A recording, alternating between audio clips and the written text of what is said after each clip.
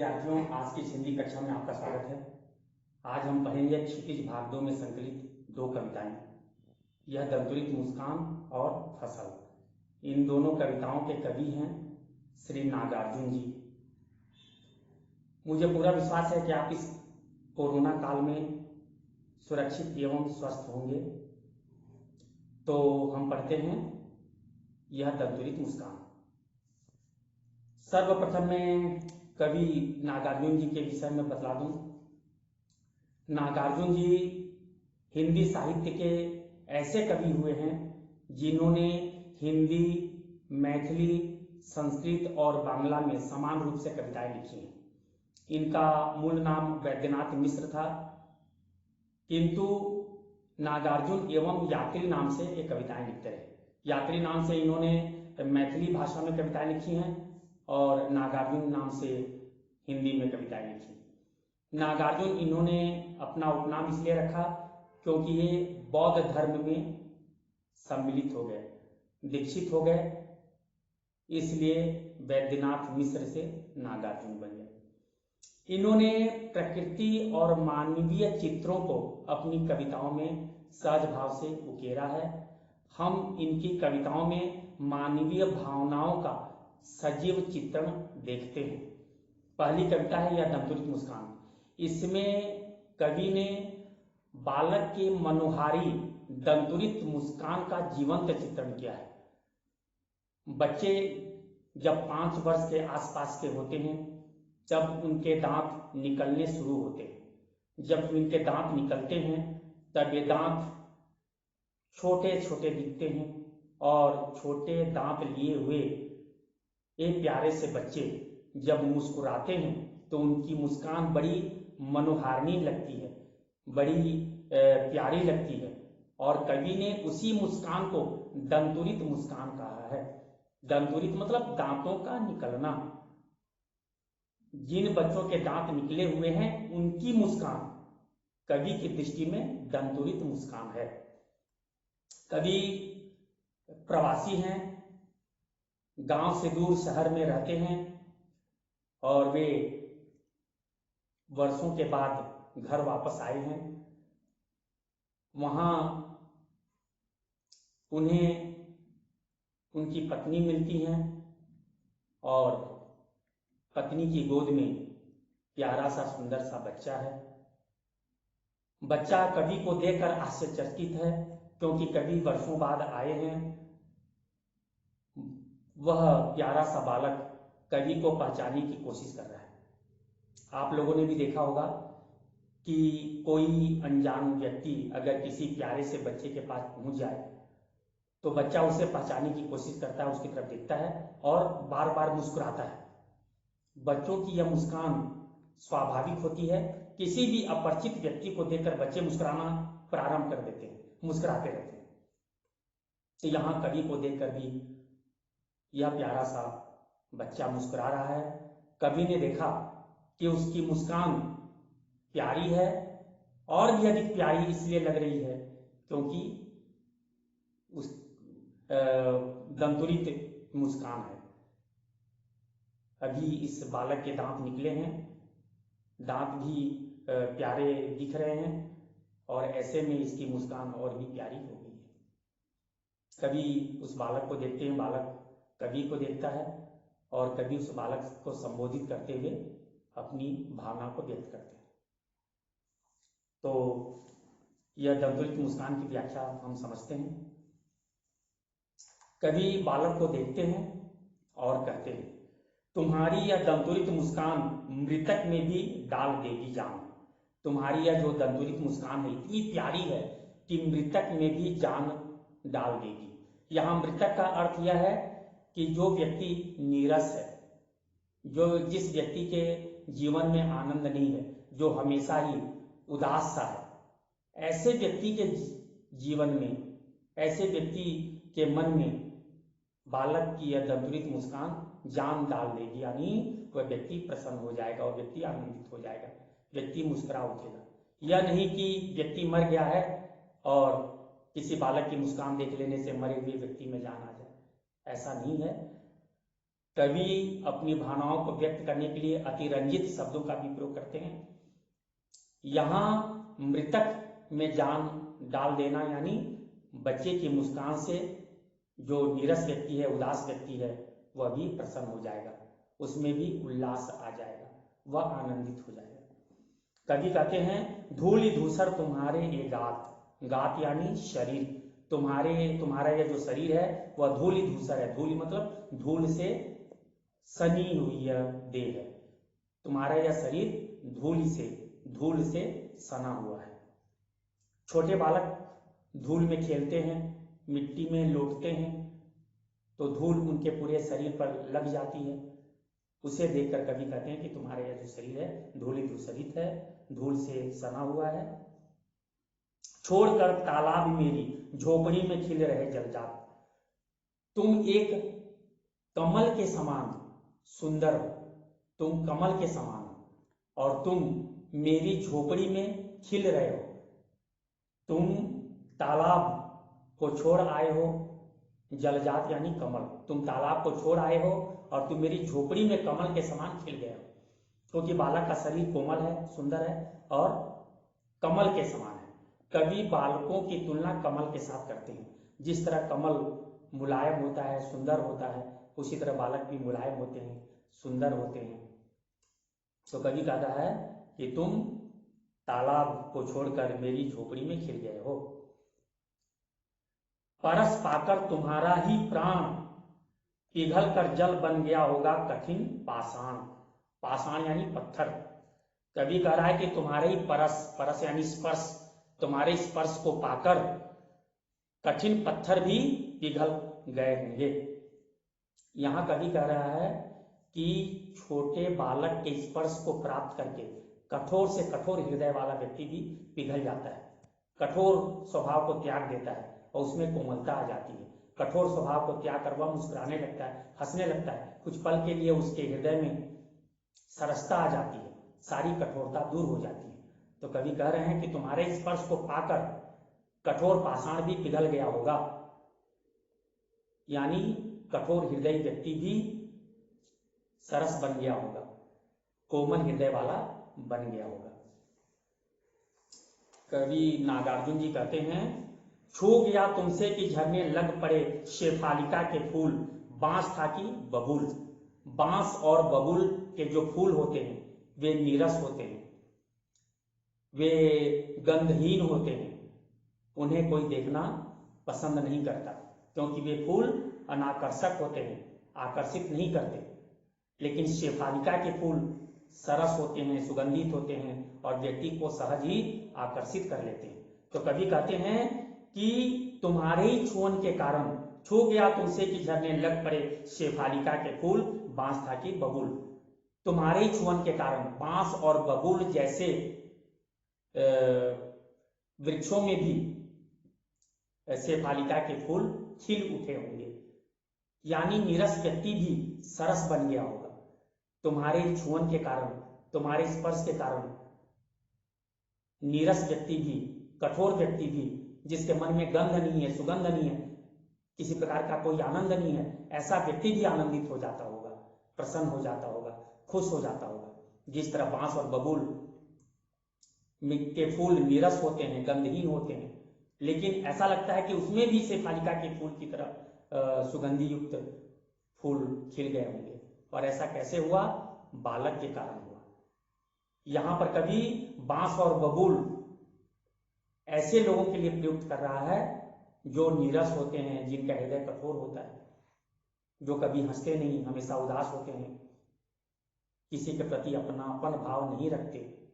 लेकिन ऐसे व्यक्ति भी छोटे बालक की मुस्कान को देखकर, उसकी दंतुरित मुस्कान को देखकर, उसके छुअन को देखकर अपना सारा नीरस स्वभाव भूल जाते हैं और वे भी शेफालिका के फूल की तरह सरस हो जाते हैं, आनंदित हो जाते हैं, उल्लास से भर जाते हैं।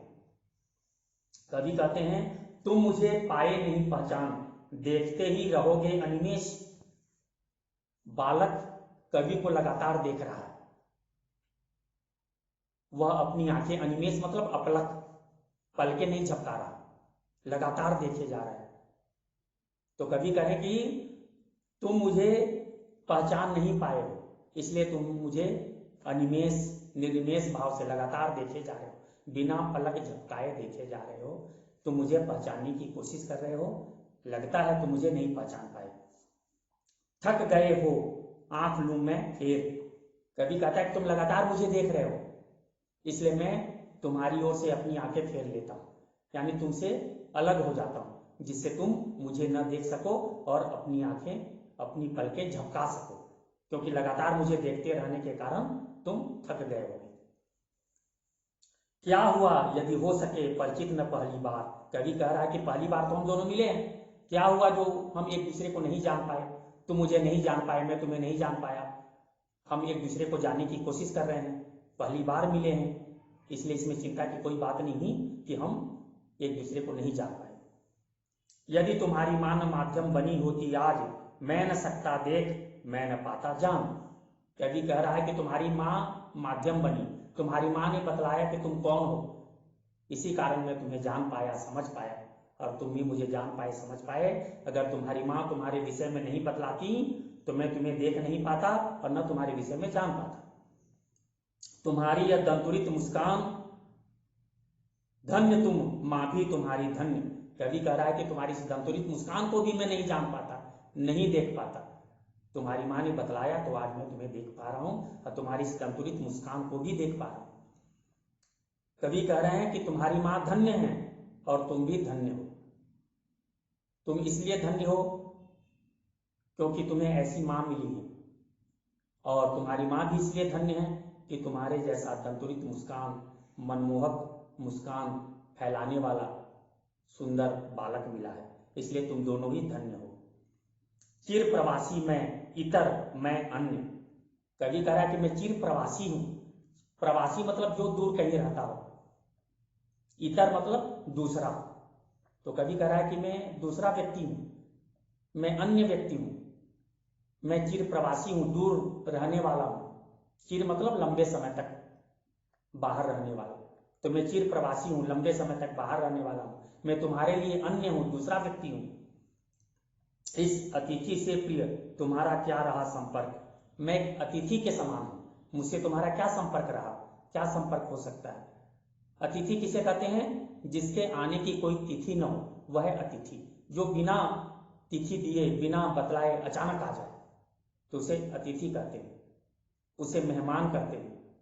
तो यहाँ कवि कह रहे हैं कि मैं एक मेहमान के समान हूं, अतिथि के समान हूं, मैं यहाँ आ गया हूं और तुम्हारा और मुझसे क्या संपर्क है।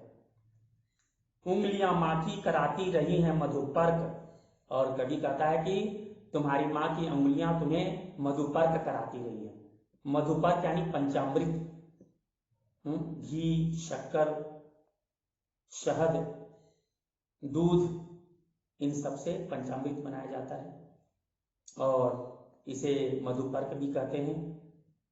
मधुपर्क छोटे बच्चों को चटाया जाता है जिससे कि दांत निकलने में किसी प्रकार की कोई परेशानी ना हो, क्योंकि जब दांत निकलता है तो बच्चों के मसूड़े में खुजलाहट सी होती है, क्योंकि दांत निकलता रहता है और बच्चे जीभ से उस दांत को दबाने की कोशिश करते रहते हैं, या दोनों दांतों को, ऊपर नीचे के दोनों मसूड़ों को दबाने की कोशिश करते रहते हैं। इसलिए मधुपर्क चटाया जाता है जिससे दांत सहज भाव से निकल सके, बच्चों में किसी प्रकार की परेशानी न हो, बच्चे परेशान न हो, मसूड़े में किसी प्रकार की खुजलाहट न हो, और बच्चों को नई शक्ति भी प्राप्त हो, बच्चों को आनंद मिले, बच्चों को खुशी मिले। तो यहाँ पर कवि कह रहे हैं कि माँ की उंगलियां तुम्हें मधुपर्क चटाती रही हैं। यहाँ मधुपर्क जीवनी शक्ति के लिए भी है, यानी माँ ने तुम्हें जीवन दिया है, माँ तुम्हें इतना बड़ा कर दी है, माँ से तुम्हें नई जीवनी शक्ति मिल रही है, नया उल्लास मिल रहा है, नया आनंद मिल रहा है। जबकि मैं तो प्रवासी व्यक्ति हूँ, मैं तो बाहरी व्यक्ति हूँ, मैं बाहर रहता हूँ, मैं आज आया हूँ, तुमसे मेरा क्या संपर्क है। तुम्हारी माँ ही तुम्हें नया जीवन देती रही है, तुम्हारी माँ ही तुम्हें आनंद देती रही है, तुम्हारी माँ ही तुम्हारी अपनी है, उन्हीं से तुमको नया उल्लास मिला है, आनंद मिला है, नया जीवन मिला है, वही तुम्हारी सब कुछ है, मैं तुम्हारा कुछ नहीं। कवि यह अभिप्राय भी यहाँ व्यक्त कर रहे हैं, यह भी बतलाना चाहते हैं।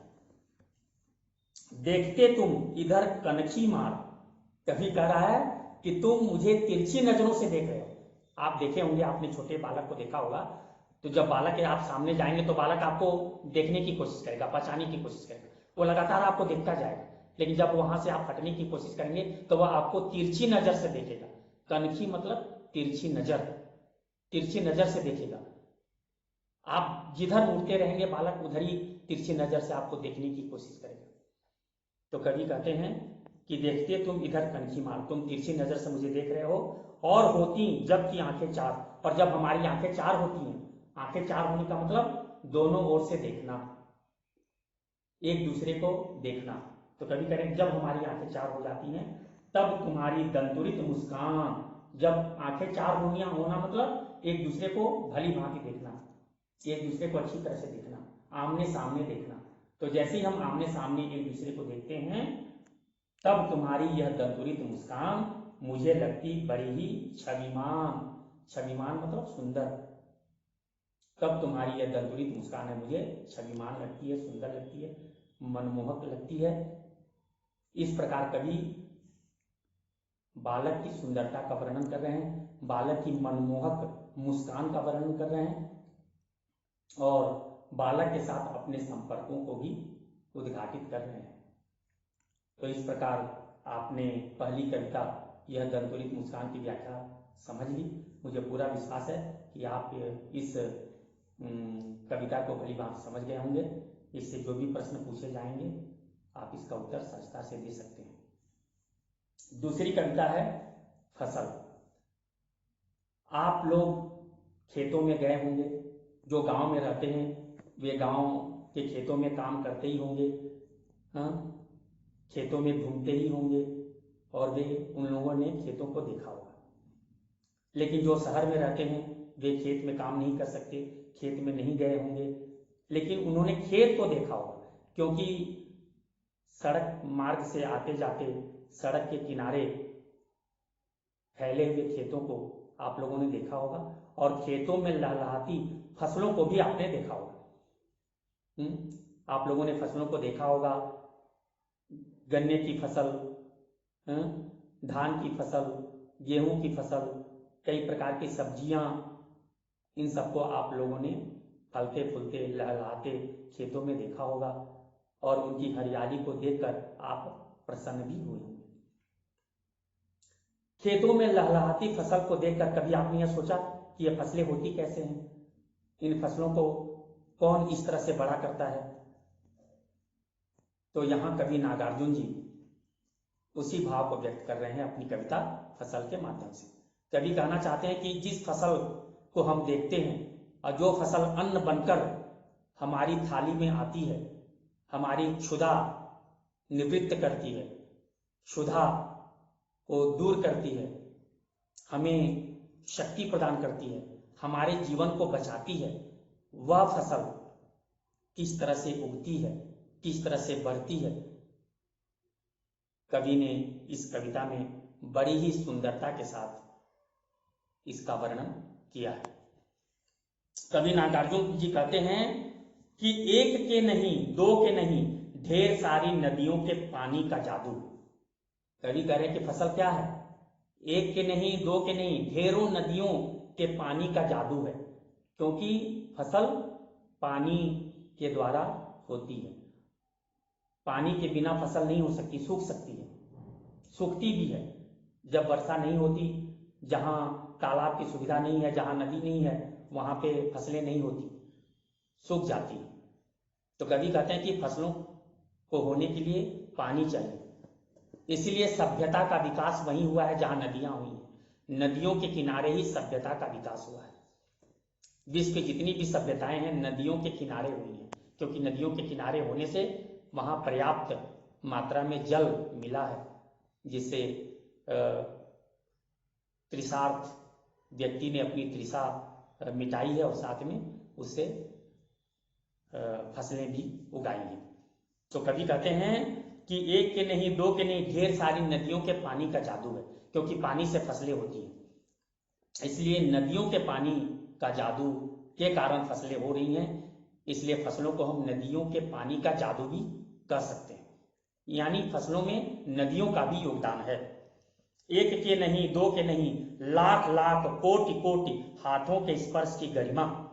कवि कहते हैं कि एक के नहीं, दो के नहीं, लाख लाख कोटि कोटि यानी करोड़ों, लाखों करोड़ों हाथों के स्पर्श की गरिमा है। यानी करोड़ों लोगों ने मेहनत की है, परिश्रम किया है, तब जाके फसलें लहलहाई हैं, फसलें हुई हैं। यानी यहाँ पे कृषि संस्कृति के महत्व को कवि दिखला रहे हैं, यहाँ कृषकों के महत्व को कवि दिखला रहे हैं। फसल ऐसे ही नहीं हो गई है, फसलों को फसल बनाने में, फसलों को उगाने में, फसलों को लहलहाने में करोड़ों हाथों ने मेहनत की है, करोड़ों किसानों ने परिश्रम किया है, और उन किसानों की मेहनत का यह फल है कि फसलें लहलहाती हैं और वह अन्न के रूप में जीवन का भरण पोषण करती है। तो कवि कह रहे हैं कि ये फसल करोड़ों किसानों के मेहनत का फल है। एक की नहीं, दो की नहीं, हजार हजार खेतों की मिट्टी का गुणधर्म। और फसल केवल नदियों के जल से नहीं हो जाती है, फसल केवल किसानों की मेहनत से नहीं होती, बल्कि फसल खेतों के गुणधर्म का भी सुपरिणाम है। यानी हर खेत मिट्टी से बने होते हैं, यानी मिट्टी ही खेत है, और हर मिट्टी का अपना गुणधर्म होता है, उसकी अपनी विशेषता होती है। इसलिए मिट्टी के भी कई प्रकार होते हैं, संदली मिट्टी, रेतीली मिट्टी, काली मिट्टी, लाल मिट्टी, और इन मिट्टियों के अपने अपने गुणधर्म हैं, और उन मिट्टियों में अलग अलग फसलें भी होती हैं। किसी मिट्टी में गेहूं खूब होती है, जैसे पंजाब में गेहूं खूब होती है, वहां धान नहीं होती, क्योंकि वहां धान के लायक मिट्टी नहीं है। तो छत्तीसगढ़ में, उड़ीसा में, उत्तर प्रदेश, बिहार क्षेत्रों में धान की फसल खूब होती है, तो वहाँ की मिट्टी धान के लिए योग्य है। इसी तरह रेतीली जो मिट्टी है, वहाँ पे तरबूज खरबूज की खेती खूब होती है। तो हर मिट्टी के अपने गुणधर्म है, उसकी अपनी विशेषता है, उसी विशेषता के अनुसार ही फसलें होती हैं। तो फसलों में मिट्टी का भी अपना योगदान है, मिट्टी ने भी अपनी भूमिका निभाई है। इसलिए फसल अगर हो रही है तो हमें ये भी देखना है कि उसमें मिट्टी की भी भूमिका है। इसलिए हमें फसल को साधारण नहीं समझना है, मिट्टी ने भी अपना योगदान दिया है। फिर कवि कह रहे हैं फसल क्या है। कवि कहते हैं क्या है फसल? केवल नदियों का जादू है फसल? क्या करोड़ों लोगों ने जो मेहनत की है, किसानों ने मेहनत की है, खून पसीना बहाया है, क्या वही है फसल? क्या मिट्टी का अपना गुणधर्म, मिट्टी की अपनी विशेषता, क्या यही है फसल? तो कवि कहते हैं फसल क्या है? और तो कुछ नहीं है वह, नदियों के पानी का जादू है वह, हाथों के स्पर्श की महिमा है वह, भूरी काली संदली मिट्टी का गुणधर्म है, और रूपांतर है सूरज की किरणों का। नदी के जल का जादू है, हजारों करोड़ों लोगों के मेहनत का फल है, मिट्टी की अपनी विशेषता का यह परिणाम है, और इसके अलावा क्या है तो सूरज की किरणों का रूपांतर है। यानी सूरज की किरणें फसलों पर पड़ती हैं और वे रूपांतरित होकर फसल बन जाती है।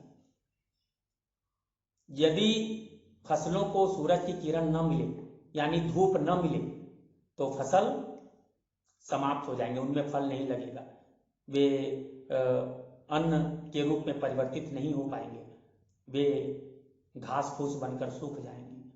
तो फसल क्या है? सूरज की किरणों का रूपांतर भी है, यानी सूरज की किरणें फसलों पर पड़ती हैं और फसल बीज के रूप में रूपांतरित हो जाते हैं, अन्न के रूप में रूपांतरित हो जाते हैं। तो फसल को फसल बनाने में सूर्य की किरणों का भी अपना योगदान है। और किसका योगदान है? सिमटा हुआ संकोच है हवा की थिरकन का, यानी हवा का भी योगदान है। फसलें हवा के कारण लहलहाती हैं, थिरकती हैं, हवा फसलों को थिरकाती है, हवा के ताल पर फसलें लहलहाती हैं। यानी फसलों को लहलहाने में, फसलों को फसल बनाने में हवा का भी अपना योगदान है। हवा लहलहाती हुई, लहराती हुई फसलों को फसल बना देती है, अन्न के रूप में उन्हें परिवर्तित कर देती है। तो यहाँ कवि कहना चाहते हैं कि फसल साधारण नहीं है, बल्कि फसल क्या है? नदी के जल का जादू है, करोड़ों लोगों की मेहनत का फल है, मिट्टी की अपनी विशेषता है, सूर्य की किरणों का रूपांतरण है और हवा की थिरकन है। इसलिए हमें फसल के रूप में प्राप्त अन्न की सुरक्षा करनी चाहिए, उन्हें नष्ट नहीं करना चाहिए। इस कविता को इस पुस्तक में सम्मिलित करने का यही आशय है कि हम फसल की विशेषता को समझें। कवि नागार्जुन जी ने भी इस कविता की रचना इसीलिए की है कि हम फसल के महत्व को समझें, हम अन्न के महत्व को समझें। प्यारे बच्चों, जब भी आप भोजन करते हैं, अन्न में आप वो थाली में आप अन्न लेते हैं, भोजन लेते हैं और भोजन करते हैं, और कुछ भोजन आप ऐसे ही व्यर्थ बर्बाद कर देते हैं, उन्हें कूड़ेदान में फेंक देते हैं। आप किसी समारोह में जाते हैं, वहाँ यदि आपको भोजन मिलता है तो आप प्लेट में भोजन ले लेते हैं और कुछ भोजन करते हैं और बाकी को ऐसे ही आप कूड़ेदान में फेंक देते हैं और वह अन्न बर्बाद हो जाता है, जबकि हमें ऐसा नहीं करना चाहिए। हमारे प्लेट में, हमारी थाली में जो अन्न है, उस अन्न को अन्न बनने में बड़ी मेहनत लगी है, करोड़ों लोगों ने कष्ट उठाया है, सूर्य की किरणों ने कष्ट उठाया है, हवा ने कष्ट उठाया है, नदियों के जल ने भी अपना योगदान दिया है, मिट्टी ने भी अपना योगदान दिया है, तब जाके वह अन्न हमारी थाली तक पहुंचा है और हम उस अन्न को इस तरह से व्यर्थ गंवा देते हैं, बर्बाद कर देते हैं, कूड़े में फेंक देते हैं। ऐसा हमें नहीं करना चाहिए। अन्न का एक दाना महत्वपूर्ण है। अन्न का एक दाना करोड़ों लोगों की भूख को मिटाने की शक्ति रखती है। आप में कई ऐसे धनी होंगे जो हमेशा ही तरह तरह के पकवान का स्वाद ले रहे होंगे, लेकिन इस संसार में करोड़ों ऐसे लोग भी हैं, करोड़ों ऐसे बच्चे भी हैं जिन्हें 2 समय का पर्याप्त भोजन नहीं मिलता। एक समय का भोजन मिलता है और फिर उन्हें निश्चित भी नहीं होता कि दूसरे समय का भोजन उन्हें मिलेगा कि नहीं। कई दिनों तक वे उपवास रहते हैं, जूठन तक खाने के लिए अभिशप्त हैं, ऐसे करोड़ों बच्चे। तो अन्न का एक दाना बहुत महत्वपूर्ण है, जिसे हम व्यर्थ में ही कूड़ेदान में फेंक देते हैं, जबकि वही अन्न का एक दाना कईयों की भूख मिटाने की क्षमता रखता है। तो प्यारे बच्चों, हमें अन्न को बचाना है, हमें उतना ही भोजन ग्रहण करना चाहिए जितनी हमारी भूख है। भले ही भूख से कम ही भोजन ग्रहण करें, लेकिन हम उतना ही भोजन लें जितना हमारे लिए जरूरी है। हम अन्न को कभी भी व्यर्थ न गंवाएं, व्यर्थ बर्बाद न करें, क्योंकि यह अन्न मेहनत का फल है। इसके लिए अनेक उपादानों ने मेहनत की है, तब जाके यह अन्न फसल के रूप में उपजा है। हमें इसकी सुरक्षा करनी है, हमें इसे बचाना है, हमें इसे कूड़े में व्यर्थ ही नहीं फेंकना है। तो मुझे पूरा विश्वास है कि आप इस कविता को भली भांति समझ गए होंगे और आप यह भी समझ गए होंगे कि अन्न ब्रह्म है, हमें इस अन्न रूपी ब्रह्म की पूजा करनी है, इसे बचाना है। ठीक है, धन्यवाद।